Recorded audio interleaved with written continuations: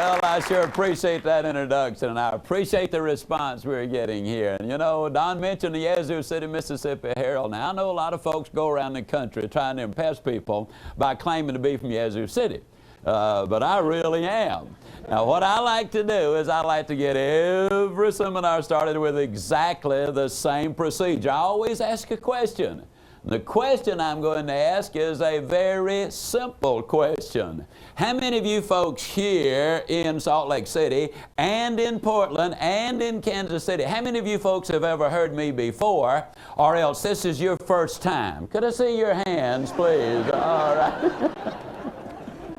Well, it's sure nice to know that you're already here, not only physically, but also mentally. I read something the other day that just intrigued me no end. I read where every third person was either remarkably handsome or amazingly beautiful. Now, what I'd like to get you to do right now is this. Look directly at the person on your left. I mean, look them over good right now. No, left. Now look directly at the person on your right. And if it ain't either one of them, guess who? I know you've heard about it. You know, Zsa has just come out with a new perfume. It's called Convicted. You just slap it on, is what you do. Well, I want to emphasize a point in our seminar today, and that's simple as this. You were born to win. In my mind, there's absolutely no doubt about it. You were born to win. And I want to start with a story which I think says a lot. The year is 1974. There's a game scheduled between Notre Dame University and the mighty UCLA Bruins. UCLA is running absolutely roughshod over the competition. They've won 10 of 12 national championships, including 7 in a row. They've got the longest unbeaten streak in college basketball history. They're the overwhelming favorite to beat Notre Dame. But Notre Dame has a new coach. This new coach is a fella named Digger Phelps. Now, Digger Phelps is excited, he's enthusiastic, he's all motivated, he's turned on, and he doesn't believe the media when they say that UCLA is going to be running roughshod over Notre Dame. Now, at the end of Monday's practice session, Digger had his team doing a most unusual thing. He had them run down to the end of the courts and cut down the nets.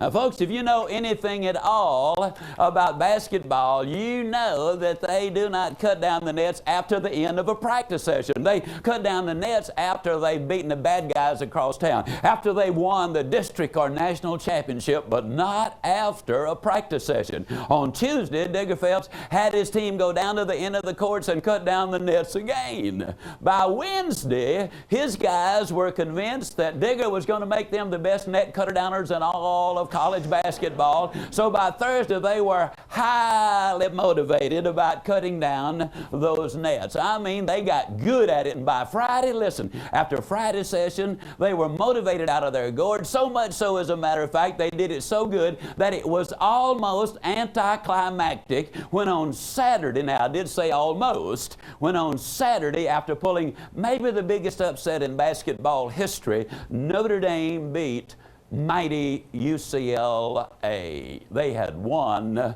that game. Now, folks, you've got to know that I'm not going to have the audacity to stand here or maybe kneel here and tell you that the reason that Notre Dame won the game is because they'd been practicing cutting down the nets all week long. But I will say this to you without any fear of error. That simply is this: you were born to win.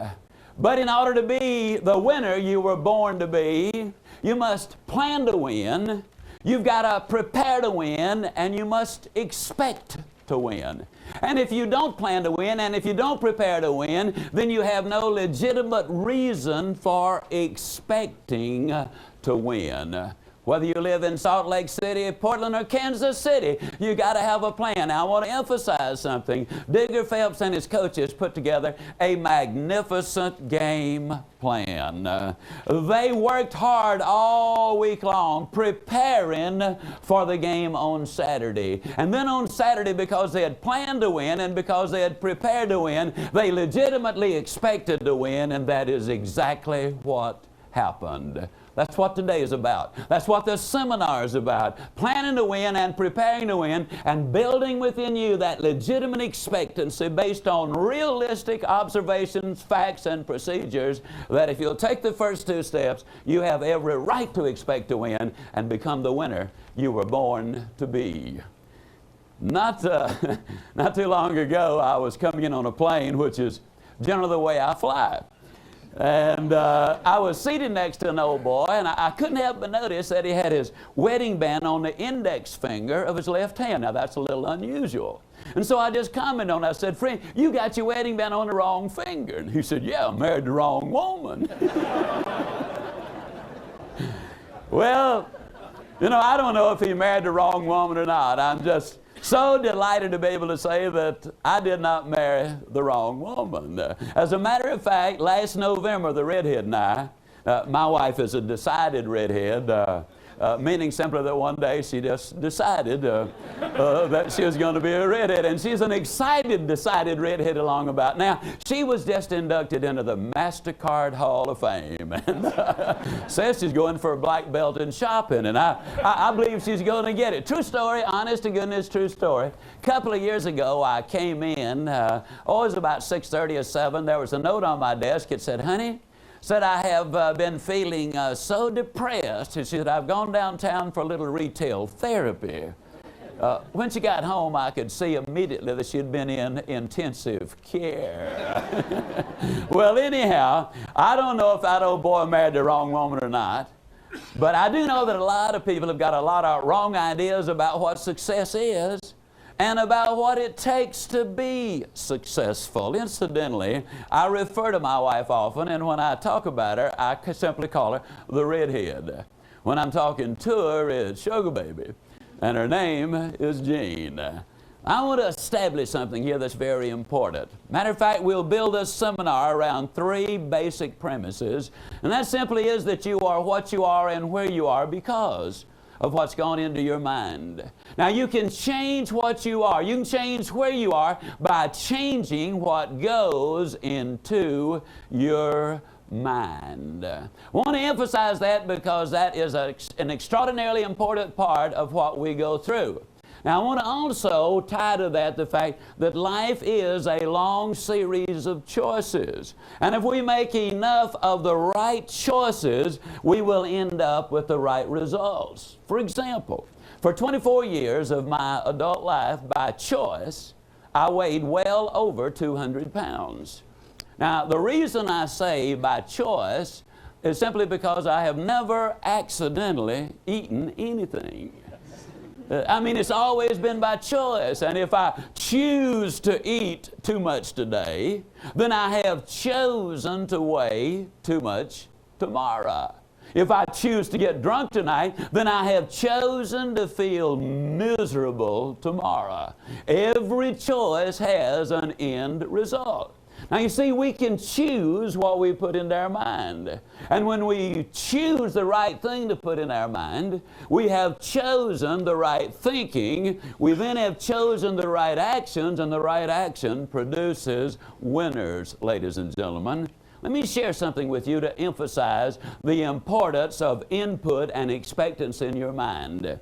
We teach a seminar in Dallas. It's called Literally Born to Win. People come from all over the world to attend. We had a young man there a couple of years ago named Samuel Akwasi Sarpong. Now, he's from the Ashanti tribe in the nation of Ghana. In his land, they name the babies, the children, based on the day of the week on which they're born. The fact that his name was Akwasi, now they have a couple of other names too. The fact that his name was Akwasi indicates that he was born on Sunday. Now, that simply in his language means godly, gentle, kind, and peace-loving. By coincidence, this young man was a Christian minister. Those who are born on Wednesday are named Kwaku. Now, Kwaku means mean, violent, aggressive, quick-tempered. By the strangest of coincidences, over 50% of all of the crime committed in the nation of Ghana is committed by those who are born on Wednesday. Sociologists say the only explanation they have is the fact that an expectancy is set up in the minds of the parents. Can't you just visualize the scene? Mom and Dad get the good news. They're going to have a baby. Can't you hear them just talking? Well, boy, I'm sure glad we're going to have us a baby, but boy, I hope that kid doesn't get here on Wednesday. And then can't you imagine little Kwaku shows up and the first time he drops the ball, can't you just hear old Dad saying, well, what do you expect? A kid is born on Wednesday. Expectancy, which is set up in the mind, is so critically important. Now, we all might laugh and say, yeah, but Zig, that was in the Ashanti tribe in Africa, thousands of miles away. Let me tell you something interesting about America. Did you know? According to Wendell Johnson in his book, People in Quandaries, that in America there's not a single full-blooded Indian on a reservation who stutters. That's right. Now here's another interesting little thing. In the Indian languages and dialects, there is not a word, nor is there a substitute word for stutter.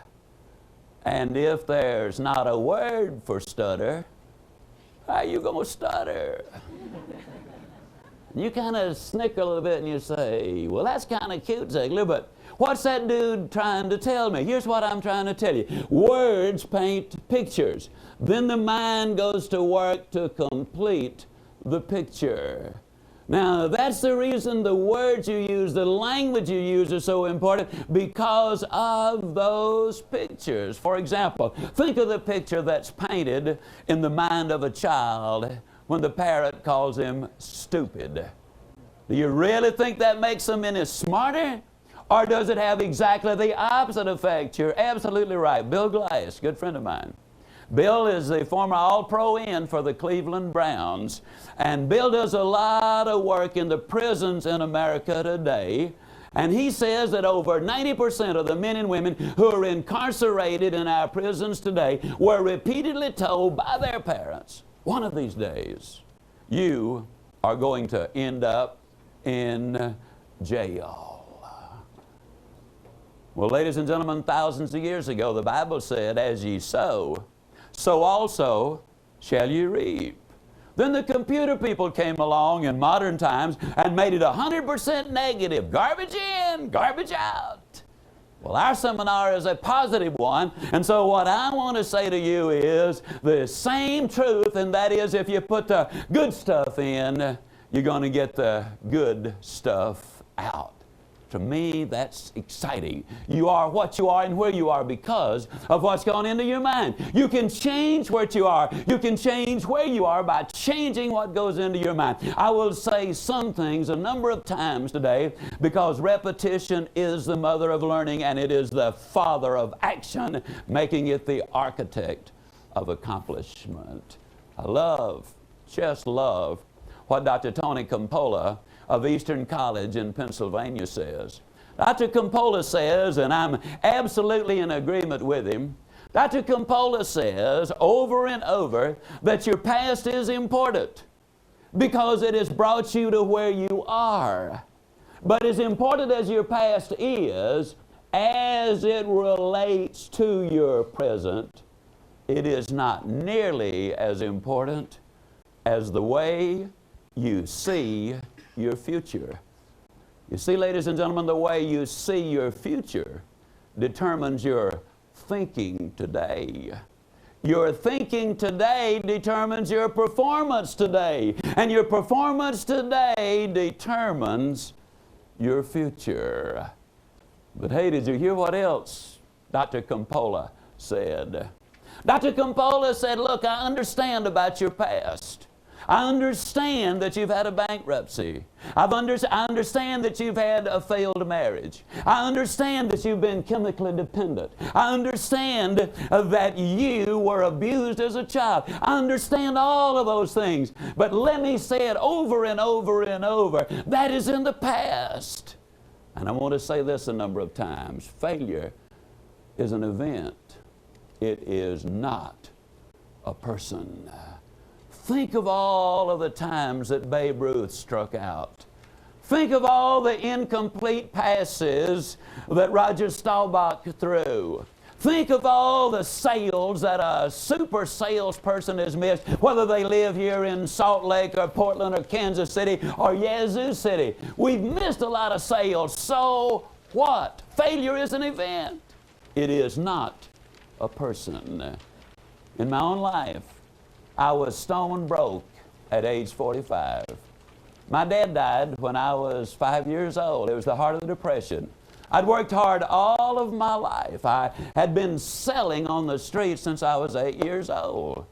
I was milking cows by the time I was 8 years old. We survived only because we had a mother with an enormous amount of faith and the capacity for a lot of hard work and enormous amount of wisdom. I was milking those cows at age 8, and I know we got some city slickers watching this, so let me tell you something about cows. They don't give milk. I mean, you got to fight for every drop. Now, I don't know what you can do with that information, but that's not my responsibility. My responsibility is to give you information, then you use it as you see fit. Let me tell you what my good friend John Maxwell from San Diego, California says. John Maxwell says, and again I believe he's right, that if there is hope in the future, there is power in the present. Everything I do as an individual and everything we do as a company and everything this Satellite Network Associates is designed to do is to give you hope in that future. But at the same time, I've got to be absolutely candid with you and say to you that if you expect to win, you've got to understand the second principle that I will be espousing repeatedly today. And that, ladies and gentlemen, is that life is tough. I don't know what your experience with it has been. I don't know what you've discovered as you've gone about in the game of life. But I want you to clearly understand that life is tough. I want you to hear it over and over that whether you're a student in school, a salesperson, a household executive, whether you're in the military, the government, or whatever you do, life is tough. But even more significantly, I want you to clearly understand that when you're tough on yourself, life is going to be infinitely easier on you.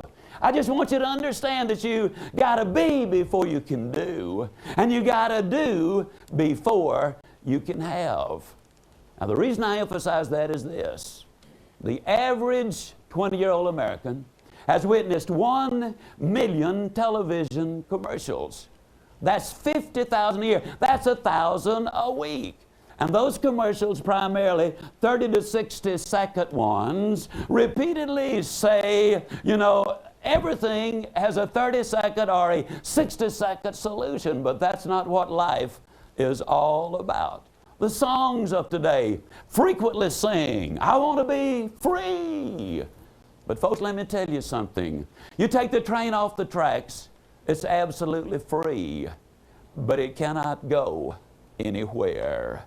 You take the steering wheel out of the automobile, it's under the direction and control of no one, but it can't go anywhere. Unless we take control, unless we set the direction in our life, then, ladies and gentlemen, if we do go anywhere, it's under the direction of someone else. This seminar primarily is going to share with you some thoughts as to how you can move to the top. But you got to understand, again, you got to be before you can do, and you got to do before you can have. Life is tough. But I'll say it again, when you're tough on yourself, life is going to be infinitely easier on you. A lot of people are startled when I give them this next little bit of data. 175, according to USA Today, of the CEOs of the Fortune 500 companies were former United States Marines. 6 of the last 7 presidents of the United States served in the Navy. 26 of the presidents of the United States served in the military. Now, I want you to think with me for a moment. What is it that they teach in the military? Isn't it discipline, ladies and gentlemen? Don't they also teach responsibility? Don't they also teach leadership? See, a lot of people have seen some of those Paris Island boot camp scenes with a brutal drill sergeant, and they've gotten some incredibly erroneous ideas. But I can tell you, because of the things we do with the military, that is absolutely incorrect. In the military, they change their stations at least every 3 years. Now, in wartime, they change them far more often than that. As a matter of fact, sometimes almost immediately. And in the military, what that commander has to do, he has to integrate those people into the flow of the current base or operation. He has to inspire, instruct, train, and you name it. In order for that military commander to move up, he's got to have the ability to teach, train, develop, inspire, enthuse people under him. Now think about it. That's exactly what you've got to do in your life, almost regardless of what your job is. You got to be before you can do. You got to do before you can have. Now, folks, if you haven't figured me out yet, let me go ahead and fess up. I speak and write at the 7th grade, 3rd month level. Now, the reason I do that is by accident a few years ago, I discovered that if you kept it at that level, that even the college professors would be able to follow right along with you and understand what you are saying. And I just happen to believe they are people too. But as my good friend, Dr. Steve Franklin from Emory University, the college professor who gave me this little bit, had to say, you know, Zig, the great truths in life are the simple truths. He said, you don't need 3 moving parts and 4 syllables for something to be significant. Think about it for a moment, Zig. There are only 3 pure colors on the face of this earth. But look at what Michelangelo did with those 3 colors. There are only 10 digits, but look at what Einstein did with them. There are only 7 notes, but look what Chopin and Beethoven and Vivaldi did with those 7 notes. Look at what Elvis did with 2. I mean, it just really doesn't have to be that complicated. Lincoln's Gettysburg Address, as you well know, delivered right after the Battle of Gettysburg, which took place during the War of Northern Aggression. Just depends on which history book you read, folks. It really does. Lincoln's Gettysburg Address, 262 words. 202 of them were 1 syllable. 1 syllable, simple and direct is what I'm talking about. Let me say it again, ladies and gentlemen, life is tough. But when you're tough on yourself and keep it simple so that we can clearly understand it, then life can be enormously rewarding, tremendously exciting, but it's not necessarily going to be easy. You remember earlier, I said that for 24 years of my adult life, I weighed well over 200 pounds. 17 years ago, I got sick and tired of being sick and tired. So I got on a diet and exercise program. Up until then, my idea of exercise simply was to fill the tub, take a bath, pull the plug, and fight the current. I mean, you know, that was it. And any way you cut it, that's just not much of an exercise program. During the next 10 months, not only did I learn to hate jogging, but the truth is I learned to hate joggers. Now, I don't know what your experience with joggers have been, but let me tell you my experience with joggers. Every time I saw one, he's jumping up and down and saying, man, it makes you feel so good. Feel good? I was hurting and hating every step I could possibly take. I mean, I hated it, but I hated even more being sick and tired and not having the energy that I really needed. And so I stayed with it. How clearly I remember, for you good folks up in Portland, Oregon, that magnificent day there on Portland State University campus. It was high noon, had a seminar at 4. I was out there doing my running. And all of a sudden it dawned on me that the ground was flowing smoothly beneath my feet. I was breathing easily.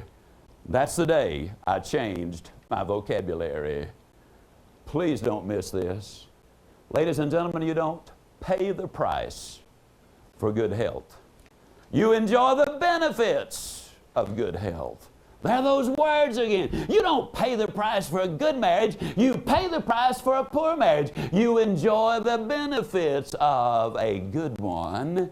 You don't pay the price for success. You pay the price for failure. You enjoy the benefits of success. 10 months I hurt. What's the bottom line? The bottom line is, on November the 30th, 1988, I went back to the Cooper Clinic in Dallas, Texas for my physical. While there, I stayed on the treadmill longer than any active player in the National Football League who has taken the test. And many, many, many of them have. I'm 63 years old. I have a resting heart rate of 49. I can outrun 98% of the college kids in America on a 5-mile run. I can do things I never could have dreamed of doing when I was 25 years old. I hurt for 10 months. I've had a ball for the last 17 years. I love to run. I've run with the temperature as much as 40 degrees below zero and the wind just blowing like crazy. Now you understand that is what was happening outside. I mean, surely you don't think for one moment I was out there in that stuff, do you? Don't want to mislead you.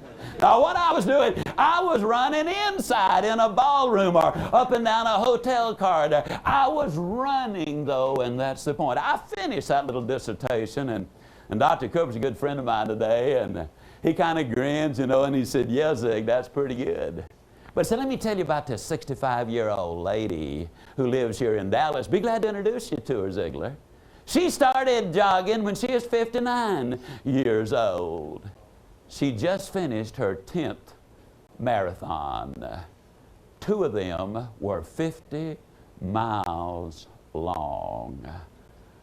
I picked myself up off the deck and he said, "Oh yeah, Zig, there's this little 14-year-old girl. She lives right here in Dallas, Zig. She stayed on the treadmill so much longer than you did. I'm not even going to tell you what it was. It would embarrass you if I did." Now what's the point I'm making? It's a very important, very critical, very simple point. I am not bragging on Zig. I'm not bragging on the 65-year-old lady or the 14-year-old girl. What I am saying is that inside of you, physically and mentally and spiritually, there is an incredible potential just screaming to get out. So important that we understand that. Important that we understand, though, that it's not easy, but that if you discipline yourself to do the things you need to do, when you need to do them, the day's going to come when you can do the things you want to do, when you want to do them. As you'll notice, as we share in this seminar, I'll be talking about your personal life and your family life and your business life. And the reason I talk about all three is because they're interwoven. You cannot separate them. A lot of times people say, "Well, Zig, I don't ever take my problems down to work." And ladies and gentlemen, that simply is not true. You might not talk about your problems at work, but believe me, you take those problems to work with you. And they dramatically affect your output, your productivity. The January the 8th, 1990 edition of USA Today points out that managers of small businesses, when surveyed, felt that if there is marital trouble at home, 42% of those managers felt that had a dramatically negative impact on productivity. Only 27% thought that alcohol did, and 22% thought that drugs did. The relationship at home is important. You bet we will be dealing with all issues because success is all-encompassing. Third philosophy that we'll be sharing with you is the basic fact that you can have everything in life you want if you will just help enough other people get what they want. Now, I want to emphasize something. I want to emphasize that what I just said is a philosophy. It is not a tactic. If you think for one moment you can do something for someone, something nice for someone, and then later they're going to do something nice for you, that is manipulative, and that absolutely will not work. Now the question is, what is it that people want in life? What is total success? Well, I have an absolute conviction that all of us want exactly the same things, and there basically are 7 of those things. I believe everybody wants to be happy. Thus far, I've never met a living, breathing human being who said, "No, I want to be miserable." Everybody wants to be happy. Everybody wants to be healthy. Everybody wants to be at least reasonably prosperous. Now, I have a sneaking suspicion that a lot of you folks who are hearing me today would like to be unreasonably prosperous. I get so amused at people who say, "Well, I'm not really interested in money." I think anybody that would say a thing like that would lie about other things too. I really do. And don't misunderstand, money is not everything. I mean, there's stocks and bonds and real estate, you know, and what have you. Sometimes I have some of my quote, religious friends say to me, "Well, Ziglar, you're not supposed to be talking about money." Well, let me tell you something, folks. I've had money, and I haven't had money. It's better to have it. I can just tell you, it's better to have it. And let me remind you that the Good Samaritan never could have put that old boy up at the inn after he had been mugged if he hadn't gotten out there and earned himself some money before he could do it, okay? Everybody wants to be secure. Everybody wants to have friends. Everybody wants to have peace of mind. And everybody wants to have good family relationships. Now, what I'd like to do is I would like to just go back and touch on one of those, and that is everybody wants to be happy. Today, a lot of people confuse happiness and pleasure. I believe in pleasure too. Let me give you an example. I love desserts. I could eat good ice cream 3 times a day, 7 days a week, 365 days a year. I could actually do that and then eat something in between meals. That would give me much pleasure. But the question is, how happy would I be at 486 pounds? See what I'm getting at? Another simple example. I've never tried crack cocaine, or cocaine never will. But scientifically speaking, let me tell you, a lot of people take it because they, quote, want to be happy. The interesting tragedy is this. If you take cocaine long enough, and for some people that's one time, it destroys the brain's capacity to reproduce dopamine and norepinephrine. And without those 2 chemicals in your body, which your brain naturally produces, without those 2 chemicals in your body, it is impossible to experience joy and happiness. Isn't that ironical? You take it to be happy, and then that destroys all chance of happiness. Ask yourself 3 basic questions every time you get ready to indulge in pleasure. Now, like I say, I believe in pleasure. As a matter of fact, I believe that if you don't have some pleasures, you can't be happy. But distinguish the important things. 3 questions. Number 1, can I repeat this pleasure indefinitely and be happy? Number 2, now this one's kind of sneaky. Would I be willing for my mama to know I did it? Now, you know, when you answer that one, ladies and gentlemen, that'll keep you from doing a lot of things that get folks in trouble. And number 3, will this pleasure bring misery to someone else? It's just a fact of life. You cannot be happy on somebody else's misery. A couple of years ago, I had a young man in my office. I don't have a chance to do this very often, but his friend was concerned deeply about him because he literally was losing his family and was destroying his health in the process. And so he wanted me to see if I could persuade the young man about something important. So I talked to the young man, and in our conversation, he verified the fact that these are the things that he wanted. He wanted to be happy, wanted to be healthy, wanted to be at least reasonably prosperous and secure and have friends and peace of mind and a good family relationship. I said, in other words, if you had all of those, you would consider yourself to be successful. He said, yes. Well, I knew that he had been modeling his life after a friend of his who was his boss, who had been enormously successful in his business. And so I asked him why he modeled his life after this young man. Incidentally, the guy in my office was 22. His hero was 27. I asked why he admired him so much. He said, well, he's just so successful.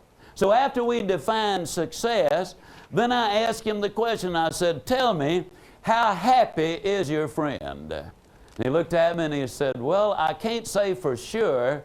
I can tell you he has ulcers. Well, I said, you know, you get ulcers not because of what you eat, but because of what's eating you. So that would indicate that he is really not very happy, wouldn't he? He said, yeah, it sure would. I said, well, let's go ahead and give him a failing grade on happiness. Now, since his health is being destroyed there with those ulcers, I said, that indicates he's not very healthy, doesn't he? He said, yeah. I said, well, that also tells us that he really doesn't have peace of mind, doesn't it? He said, yeah. I said, well, let's give him a failing grade on that.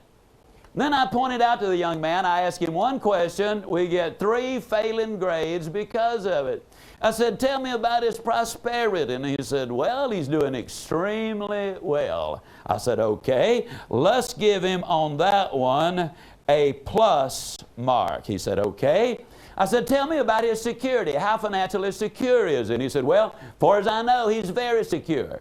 And I said, well, interestingly enough, we just had 2 billionaire brothers here in Dallas to declare for bankruptcy. Does he compare to them? He said, no way. I said, we had another man worth $500 million. He just declared for bankruptcy. Does he compare that? He said, oh, no. I said, okay, we had another one worth $100 million. And these literally all came right together. I said, how does he compare with that? And he said, well, he doesn't compare with that very favorably. I said, in other words, we would have to put a question mark after whether or not he was secure. And he said, yeah, we would. I said, tell me about his friends. And he said, well, he doesn't have any except me, and I'm not really his friend. I just happen to admire him. I said, okay, we're going to give him a failing grade on that one then. Then tell me about his family. And he said, well, his wife's divorcing him. Well, I said, we got to give him a failing grade on that one then, don't we? He said, yeah, we do. And I said, well, let me ask you a question. Of the 7 things you want in life, your hero flunked out on 5 of them and's got a question mark after another. And I asked him this question, and I want to ask every person who ever will see this, whether it's today or 10 years from today, I want to ask you the same question. Would you swap places with this guy? You see, ladies and gentlemen, you don't have to swap places with him. Did a study, the May 1989 issue of Psychology Today did a study, or reported on a study, of 1,139 CEOs of the Fortune 2000 companies. Average income, $356,000. 90% of them exercise regularly. Most of them can tell you their cholesterol level. Less than 10% of them smoke, and their number 1 priority is their family. Now, what am I saying? I'm saying that when you go for standard of living first, that doesn't necessarily mean your quality of life is going to improve. But I can tell you, based on my own life and based on the lives of literally thousands of other people whom I've read and studied, if you go for quality of life first, standard of living is invariably going to go up. Tom Peters in his book points out simply this basic fact. He says that there's companies that only have financial goals do not make as much money as do those companies which have balanced goals, including social goals. Now I'm going to do something kind of unusual. I'm going to stick my neck out right at this point by making a flat statement. Now, if you're here in Salt Lake City and you agree with it, I want you to hold your hand up. If you're in Portland, Oregon and agree with it, hold your hand up. And if you're in Kansas City, Missouri and agree with it, hold your hand up. Please don't hold your hand up just to be agreeable. But if you really feel it, then please hold the hand up. At this moment, because of the input in your mind, and because of the fact that something happens to you internally, which I'll explain in a moment, at this instant you are literally physiologically energized more than you were when you sat down. Not just psychologically energized, you are physiologically energized. Now, if that is a true statement for you, would you hold your hands up right at this moment, please? All right. You'll notice the hands are up all over the place. Now let me tell you what happens. According to the scientist, when you hear success delivered and concepts delivered that make sense, and they're delivered in a motivating, enthusiastic manner, then it literally activates the pituitary glands. It floods the system with endorphins, and you literally are physiologically energized. You want to read more details? The May 1989 issue of Meetings and Conventions will give you all the details of the study. It's fascinating. In other words, when you're feeling a little down physically, motivation literally will give you a lift. Now, I'm going to get you involved in one of the most exciting projects that you can imagine.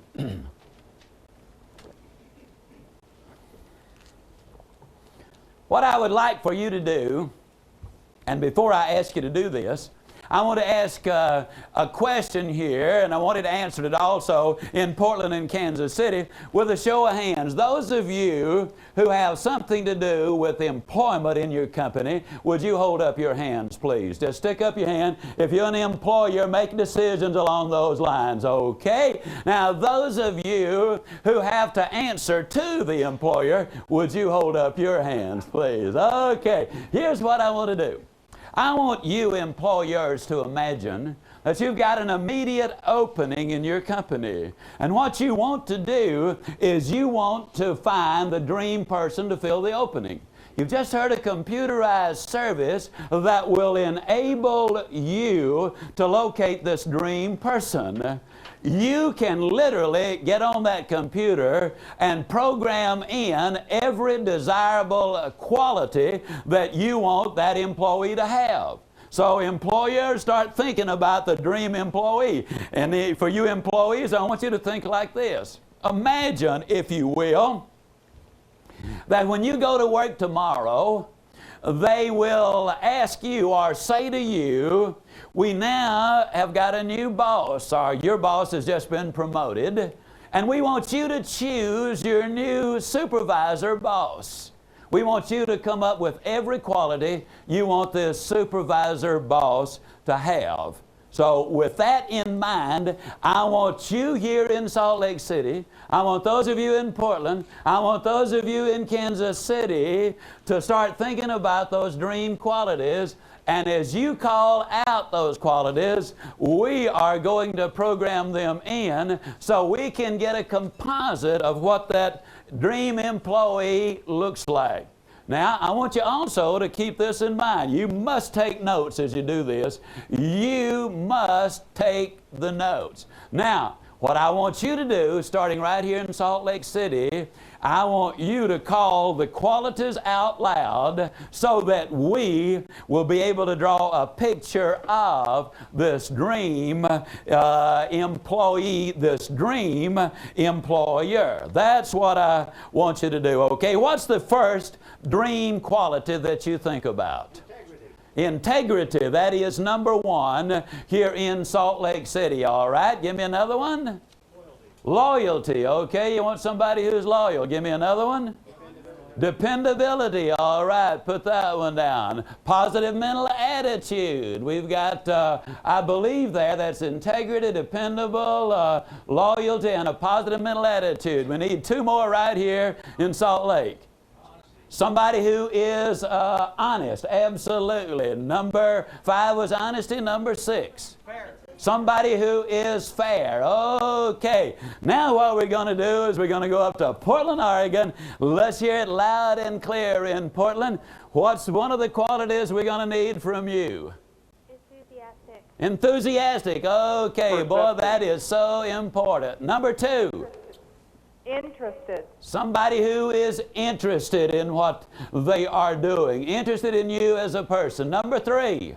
Good judgment. Somebody with judgment. Okay, good old common horse sense, which is nothing but good, stable knowledge, is it? Ran that one past somebody, but that's okay. Okay, now we got judgment. Give me another one. Hardworking. Somebody who's hardworking. Oh, is that important? You know, a lot of people quit looking for work as soon as they find a job. And you can't be like this old boy down home. Somebody asked him how long he'd been working for his company, and he said, ever since they threatened to fire me. So that's not the one you want. Okay, need 2 more from up in Portland. What are they? Motivated. Somebody who is motivated. Absolutely. 1 more from Portland. Self-directed. Somebody with direction or goals. Absolutely. And now, Kansas City, you can already see we got a bunch of good ones, but there are a bunch of good ones left. What's number 1 from Kansas City? Compassionate. Somebody with compassion. Absolutely. You got to have that feeling for the other person. What's the next one? Goal setter. Somebody who is a goal setter. Okay. And what is the next one? Humility. Somebody who is humble. Absolutely. That is so important. Humility. Give me another one. Admirable. Somebody who is admirable. All right. We're getting some magnificent ones. Need 2 more from Kansas City. Sincere. Somebody who is fair. Okay, we've already got fair. Can you give me another one? Sincere. Somebody, I'm sorry? Sincere. Somebody who is sincere. Absolutely. Give me another one. Someone with a vision.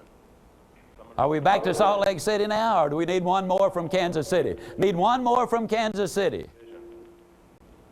Hello, Kansas City. Got another one for me? Okay, fantastic. Good self-image. That one always is so important. Now we're back here in Salt Lake City. What's another one here in Salt? Just call her out. Somebody who is competent. Okay, let's put that one down. Somebody who loves people. Okay, give me another one. Somebody with a sense of humor. Okay, you got, hey, we're sure getting some good one. Loves people and a sense of humor. Just put humor there. Give me another one. Somebody who is prompt. We can write that a little easier than we can punctuality. Somebody who is there. Okay, give me another one. Somebody who is creative. Okay, now we're going back to Portland, Oregon, and we need some more for you up there. What you got? Good communicator. Somebody who is a communicator. Absolutely. You got to have that. A lot of people think when you take turns talking, that's communication, and that simply is not necessarily so. Need another one out of Portland. Someone who knows how to learn. Somebody with an open mind, a learner, somebody who's teachable. You know, some people are so narrow-minded they can look through a keyhole with both eyes at the same time. And have you noticed this? It doesn't figure, but it just happens. A narrow mind and a fat head invariably seem to come on the same person. Now, that doesn't make no sense, but it seems to work out that way. Okay, we need now 3 from Kansas City. Caring. Somebody who is what now? Caring. Somebody who is caring, absolutely. Now, we need just 2 more. 2 more from Kansas City. Somebody Ethical. Ethical, absolutely. You got her. Give me 1 more from Kansas City. Long-suffering. Long suffering. Somebody, well, let's use the word patience. That, I believe, is a little easier to write up there. Now, I believe now they've got long suffering. They're going to be able to program that in. Now, let me take a count on that. That's 2, 4, 6, 8, 10, 12, 14. That is 28 magnificent qualities. Let me ask you folks a question. How many of you believe that anybody with those qualities right there would make a magnificent employee at the place you're working right now? Can I see your hand? How many of you believe they'd make a magnificent boss? How many of you believe that anybody with those qualities could get a job anywhere at any time under any circumstances and be successful in that job? Can I see your hand? Okay. How many of you would just love to have a mate with all of those qualities? How many of you would love to have kids with all of those qualities? All right. How many of you would love to have all of those qualities? All right. How many of you believe that if you had all of those qualities, you could take the job you've got right now doing exactly what you're doing and move right up to the top in that job? Can I see your hand? If you had all of those qualities right there. How many of you believe that if you had all of those qualities, that you could get all of those things that we want? Happy, healthy, prosperous, you know, the whole bit. How many of you believe you could get all of those things if you had all of those qualities? Okay. Now, here's the question. What are those qualities? That's the question. Are they attitudes or are they skills?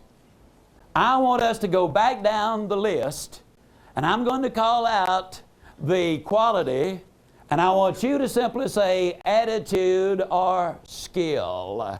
Now, some of them might be both, so if they are, don't let one person snooker you out of it. You still say what you think it is. Starting at the top, integrity. Is that an attitude or a skill? Attitude. Okay. Now, integrity is an attitude. Dependable. Come on, need to hear from you. Attitude. Honesty. Enthusiastic. Judgment. Some say attitude, some say skill. How many of you think it might be a gift? Okay. We'll just give that one all three of them. We'll give that one the gas, okay? Motivated. Is that attitude or skill? Attitude. And compassionate. Humility, sincere, competent, skill, all right? Sense of humor, somebody who's creative, and attitude. How many of you think it might be a gift too? Well, we'll just give that one the gas too. Somebody who's open-minded, attitude or skill? Attitude. Ethical. Somebody who is loyal. Positive mental attitude. Attitude. Okay. Hey, somebody who's fair. Somebody has said attitude, some said skill. We'll put them both. Somebody who's interested. Attitude and hardworking. Some say attitude, some say skill. Somebody who's self-directed. And some say skill, some say attitude. We'll put them both. Somebody who's a goal setter. Skill, okay. Somebody who's admirable. Come on, need to hear from you. Attitude. Somebody with a good self-image. Somebody who loves people. Somebody who's prompt. Somebody said skill. They live across the street and we're running late. Okay, that's generally the way it happens. Somebody who's a good communicator. Somebody who is caring. Attitude. And somebody who is long-suffering. Somebody said give, some said attitude, and some said skill. Okay, out of the 28, let's see what we've got. We got 1, 2, 3, 4, 5, 6, 7, 8, 9, 10, 11, 12, 13, 14, 15, 16, 17, 18 of the 28 are straight attitudes. And let me see, we've got 1, 2, 3, 4, 5, 6. 6 of the additional ones, which also involve attitude, 24 of the 28 involve our attitude. Now let me ask you a question. How many of you believe, based on what you just said, that your attitude is pretty important? Can I see your hands, please? Okay, there's no doubt about it. How many of you believe that if we taught these qualities in our schools, that we would have an even better America? Can I see your hand? How many of you believe that this would be a strong step towards solving our drug problem today? You think about it. Can you imagine a youngster or an oldster getting involved in drugs and crime and promiscuity if they had these qualities going for them? I absolutely cannot imagine it. How many of you, and I'd like to see your hands, I can only see at the moment in Salt Lake City, but how many of you believe that these qualities should be taught in our public school system? Can I see your hands? Okay. How many of you in these qualities, how many of you were taught a course in school which taught you how to develop these qualities? Can I see your hands, please? Well, I'm looking over the audience, and thus far I do not see a single hand. Got one over here that went up. Got a couple more over here. Have 3 if I've counted correctly. Got 4 back in the back. 5. Don't be so bashful, folks. Are there any other? We want to make certain we don't bring you an incorrect report. Okay? 5 out of this crowd. How many of you believe, therefore, that we basically are just flat missing the boat in education? Can I see your hands, please? Now, with the exception of the educators who see this, everybody else really ought to feel pretty good about it, shouldn't they? But educators don't feel good at the moment, but everybody else ought to feel real good. You see, we've identified what success is. We have identified what it takes to be successful. We agreed that if we had these qualities, we could really be there. And we have found out the culprit in our country. It's those educators. Isn't it wonderful, ladies and gentlemen, to be able to point the finger of blame at somebody else and say, it's your fault, it's her fault, it's his fault? Isn't that marvelous? All the time I thought it's my fault, and now I realize it's somebody else's fault. But folks, here's a basic problem. When you got one finger pointed that way, there are exactly 3 times that many fingers pointed right back this way. Let me ask you a question. In the area where you live, how many hours a day do the kids go to school? In the area where you live, how many hours a day do the kids go to school? Somebody, would you speak up, please? 6, somebody said 7, somebody said 5. Would you be willing to concentrate, or would you be willing to compromise, rather, and say 6 hours a day? Would that be a fair average? Okay, 6 hours a day the kids go to school. How many days a year do they go to school? 180, okay. That means simply that the kids are in school 1,080 hours a year. Now, in the area you live, how many hours are there in the year? Okay, very good, same as in Texas. That is 8,760, and what that means basically is this. The kids are in school 1,080 hours a year. They are at home 7,680 hours a year. And mom and dad had those kids 40,000 hours before the teacher ever saw them. Now, how many of you believe, considering that mom and dad should assume some of the responsibility for teaching those marvelous qualities of success? Can I see your hands, please? Okay. How many of you believe that mom and dad should acquire some of these qualities before they start teaching them? Can I see your hand? As a matter of fact, what do you call a person who practices one thing and preaches another? Hypocrite. And you know what a hypocrite is? That's just a fellow who simply is not himself on Sunday. Okay? We can understand that, all right? How many of you believe we'd really have something in America if we taught these at home initially and then reinforced them in school? Wouldn't that be wonderful? Now, a lot of people say, but wait a minute, Zig, those are values, and you can't teach values in school. My friend, that is all we really teach. We teach values, everything, in every way about life. We teach them. We really do. Let me ask you a question. Whose values are these? Who gave me the words? You did, okay. Whose values are they? Whose kids are they? Okay, whose schools are they? Now think about it. Can you think of any reason why you should not be teaching your kids your values in your schools? Let me tell you a fact of life. I've been beating the bushes for 43 years. Not once in my 63 years. Not once in my entire lifetime have I ever had an employer say to me, well, Zig, I really appreciate you sending that young lady to me for an interview. But Zig, we couldn't use anybody like her in our company. Well, you realize she has integrity, is completely dependable, is absolutely honest, is tremendously enthusiastic, has tremendous judgment, is highly motivated. No, Zig, we couldn't use anybody like that. You know what they've told me 10,000 times? You send me somebody with those basic qualities, and I'll teach them how to run the gizmo that manufactures the widgets. Send me those qualities, and I'll teach them the other. Now, I want to emphasize a point.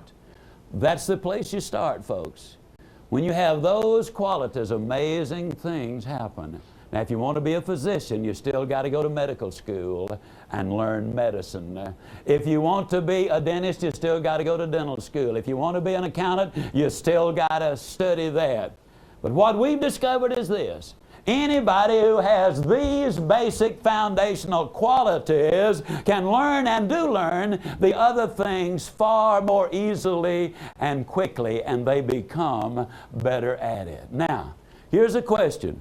I keep using a specific word. I keep saying teach, teach, teach. Can you actually teach this kind of thing? How many of you believe you can teach integrity? Can I see your hands? How many of you believe that you can teach dependability? How many of you believe you can teach honesty? How many of you believe you can teach enthusiasm? If you will go down the list, you will discover that of the 28 qualities that you have identified, ladies and gentlemen, 28 of those qualities can be taught. Don't miss this. Because if we clearly communicate this, it can have a dramatic impact in your life. If they can be taught, their skills. If they can be taught, their skills. And let me tell you why I get so tremendously excited about that. That tells me I got a chance in life. That tells me that my children and my grandchildren have a chance in life. That tells me that you and your children and your grandchildren have got a chance in life, because if they can be taught, then my friend, you can learn those skills. That tells me that that youngster who left the slums this morning without a bite of food to eat and literally almost with a kick in the rear has never had a word of encouragement. That tells me that if that youngster is fortunate enough to encounter a Jaime Escalante, stand and deliver. If you didn't see it when it was on television, you have a responsibility and a tremendous opportunity to go to the video store and pick up a copy. It's a story that takes place in the barrio in Los Angeles, a Mexican community. The kids there are high on drugs. Teenage pregnancy is literally running rampant all over the place. And here they have so many dropouts. And the kids who graduate from high school don't really have an education. There's little hope. And then along comes Jaime Escalante, a businessman. And he looks at those kids and he said, those kids can learn if somebody will love them enough to discipline them enough to require that they learn. A Gallup poll revealed that 90% of our graduating seniors wish that their parents and their teachers loved them enough to discipline them to do the things they need to do and expected them to do more. Jaime Escalante knew he could teach those kids, and he knew those kids could learn. He introduced a foreign subject to their thinking. It was advanced calculus. Man, they couldn't multiply 40 times 40 in a lot of cases. And here comes a guy coming in, advanced calculus. The school board and others fought him. He persisted. Bottom line is this. 18 of his kids, second year he was there, 18 of those kids won college scholarships by passing an exam in advanced calculus that is so difficult that less than 2% of the high school seniors in America will even take the test.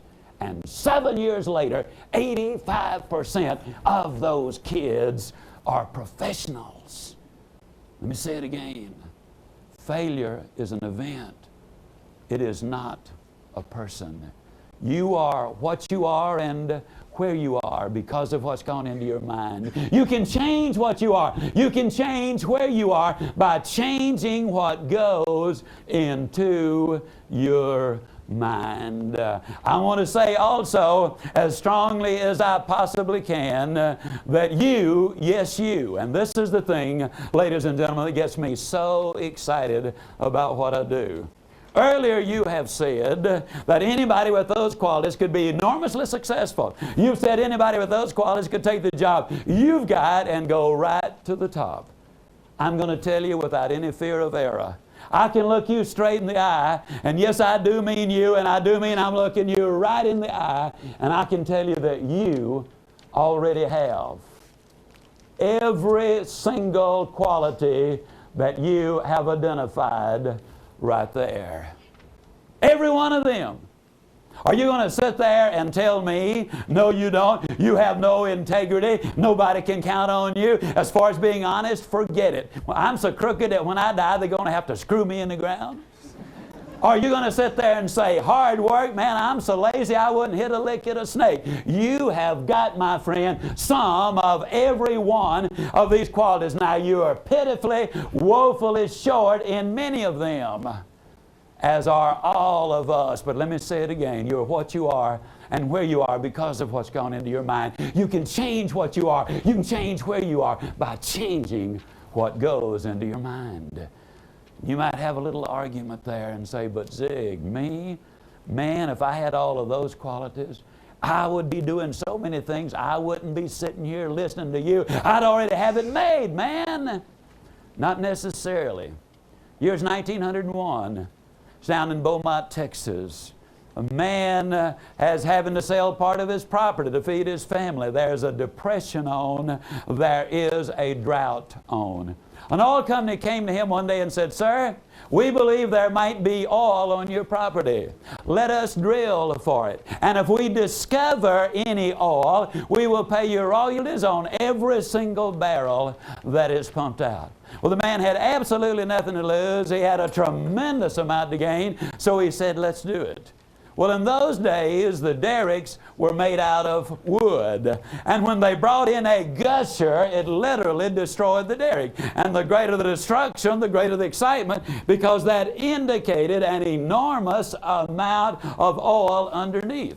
When this oil well came in, it came in with such force that it literally destroyed the derrick, blew it into 1,000 pieces, and for the next 11 days, in excess of 100,000 barrels of oil per day were pumped out of that oil well. Most productive oil well in history. That was Spindletop. The man became an instant multi-millionaire.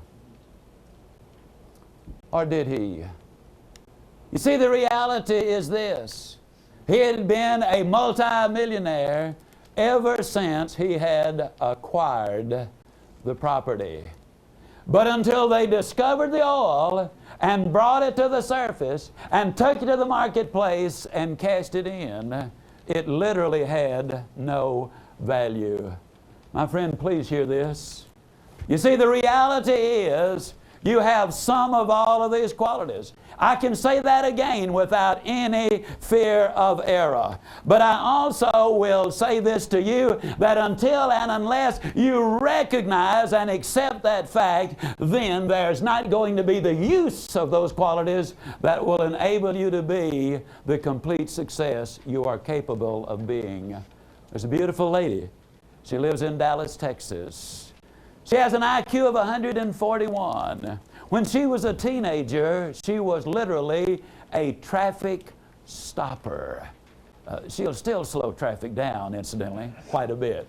She's an outstanding conversationalist. She can talk with you in great depth about a dozen different subjects. But until a few years ago, had you asked her to describe herself to you, she would have said, "I am fat, dumb, and ugly."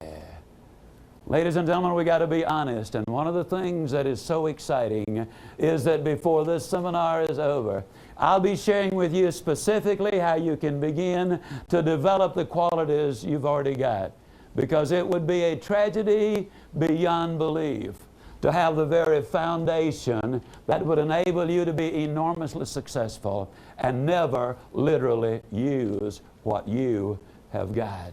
You see, if you had $1 million in your checking account, you would never write a check on it if you did not know it was there.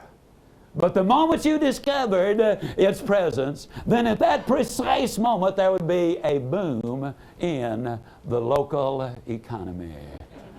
I want to add in one other thing at this point, because I want to emphasize that I think it is so important. I'll tell you again, folks, life is tough. But when you're tough on yourself, life is going to be infinitely easier on you.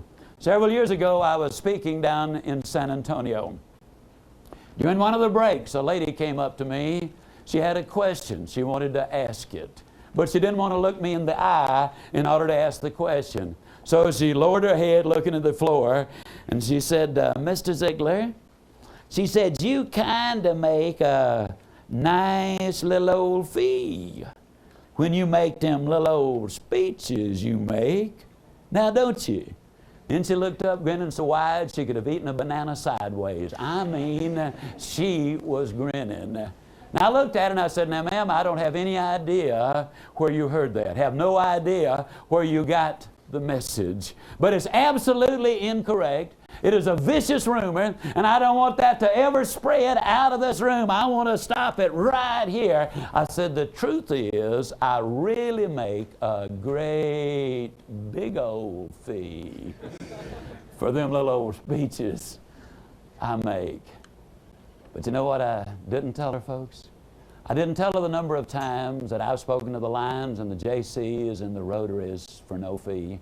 I didn't tell her the number of times I've gotten up early enough to go down and speak to the men who delivered the bread and cakes and pies to the restaurants and to the stores and to the outlets that are retailing those products 3-4 hours before you even turned over.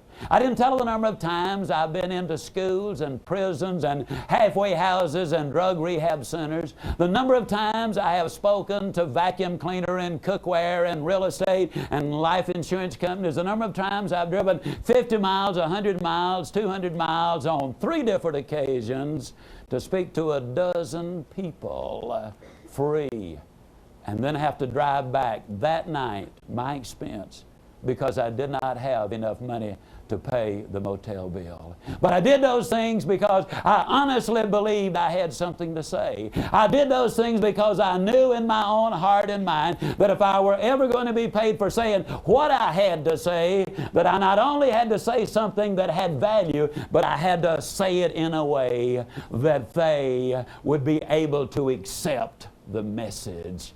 And I did it because, as my good friend Steve Brown from Atlanta, Georgia says, anything worth doing is worth doing poorly until you can learn to do it well. Now think about that. If we could all take 3 lessons from the pro at the country club and then be good enough to make the PGA Tour, there'd be thousands and thousands of people on the PGA Tour, and then there'd be nothing in it for anyone. If you could become a super salesperson by taking a weekend course in selling, and then you'd be just absolutely professional, then I can assure all of you salespeople that the rewards would be almost non-existent. If you could become a physician by taking a 3-week course at the university, we'd have millions of physicians, and then there'd be very little compensation and no satisfaction. No, if it's worth doing poorly until you can learn to do it well. Never making the same mistake again, learning from each one, getting better and better, understanding always that failure is an event, it is not a person. Now as I begin to look at my audience, I've come to the conclusion that one of your goals when you sat down was to eventually stand up. So what we're going to now do is we are going to take a 3-minute stand-up break. Thank you.